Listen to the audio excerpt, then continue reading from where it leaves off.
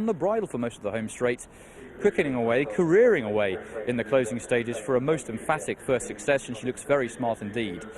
Looked like those in behind, there were plenty of fillies with precocious pedigrees and also fillies who had had decent racecourse efforts to their name already, including, of course, Glittering Lights, who had every chance from where she was, but she just couldn't quicken in nearly the same manner as the winner, Inner Space, who was just sauntered clear, really, and Rab's pushing her a little bit, but not really getting too serious, and she's put plenty of space between herself and those toiling in behind. Mantug has made plenty of late headway. That was nice to see from her.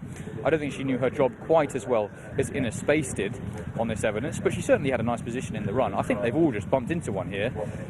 A filly who's not the biggest, but as I said beforehand, has that wonderful pedigree, being by Siuni and Journey. Journey being a Group 1 winner alongside Siuni, and she herself, Inner Space, is related to an all-weather winner.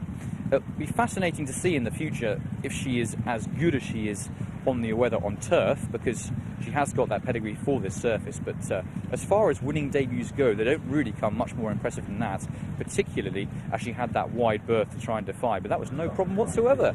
She broke like she'd been at the game for years, and Rab Havlin at this point crouching a little bit lower as every jockey in behind Nick is hard at work, and the response is really impressive.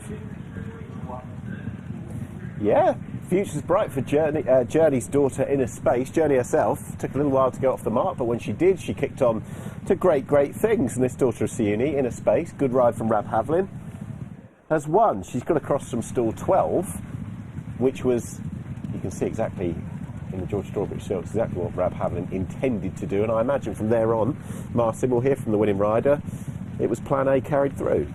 Yeah, what a smart filly. I actually thought before the race this filly looked a little bit on the small side, and maybe it's just because Rab's so tall, but I have to say this is a ride from Robert Havlin.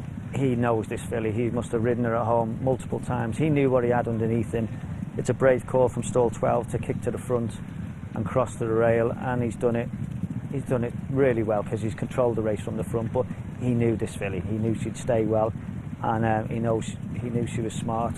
And he's just absolutely dictated things from the front, and there was no excuses. The favourite was right on a tail in second there under James Doyle in the all blue. That's Glittering Light, but Rab was just in complete control, so smooth. She's travelling lovely, and in a minute you'll see at the junction he just gives her a squeeze and she's gone, isn't she? Yeah, she's beaten Mantug, who was back. She's finished second. Glittering Light's the 6-5 favourite, who was there in position A, if good enough to quicken up, but she didn't. She couldn't get past, with the winner lengthening all the time. I think if there is one that I'm going to carry forward, it's one who's already had a run, and I think it's the run of Scenic, who was switched. She didn't make the placings in the end, but I'm in no doubt she's going to be winning at some point. Yeah, that's an improvement on a Newmarket run. She's just switched there and behind Mantug. Yeah, so that's an improvement on her last run. But the winner, I mean, look, she's a class filly, the way she's... Yeah. Rab's given her a lovely ride. He hasn't picked his whip up, he's just squeezed her. She's enjoyed that and won handsomely, and the runner-up, I'm sure Owen Burrows and his team will be delighted